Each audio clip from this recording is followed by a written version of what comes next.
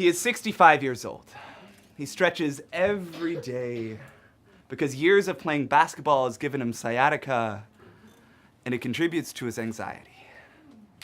The other portion is retirement and trying to get out of this funk he's been in for years. This is an old man's story. He is 50 years old. A little younger now, a little more agile. His son is no longer living at home and old, but not yet an old man.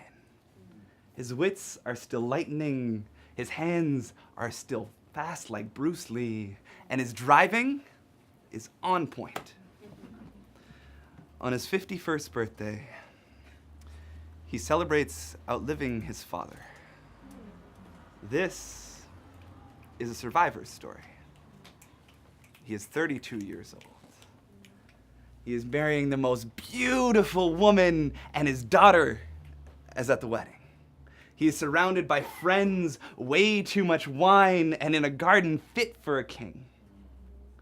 He never believed that this is what his life would amount to, and in these moments, he is truly happy.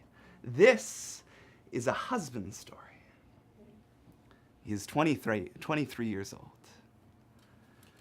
With the olive groves no longer gripping his spirit, and with no home to call his own, and with his army duty done, he switches the aroma of olive oil for the sweetness of maple syrup and moves abroad to Canada to start a new life. This is an immigrant story. He is 19 years old. He just lost his mother to cancer. She will be the second parent that he buries this year. He has to be strong. He cannot be sad because he has to hold up his ailing sister. He cannot break down because breaking down means weakness, and Greek men are never weak. This is an orphan story. He is 29 years old. He's no longer living at home, but his father's anxiety crawl like broken bones.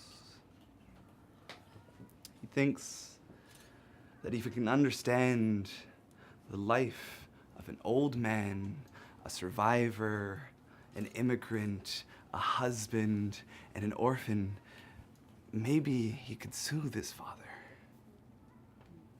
He tries so hard to understand him, and he wants to do something, but he writes poetry instead.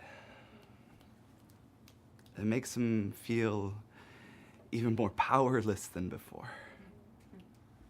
This is a son's story.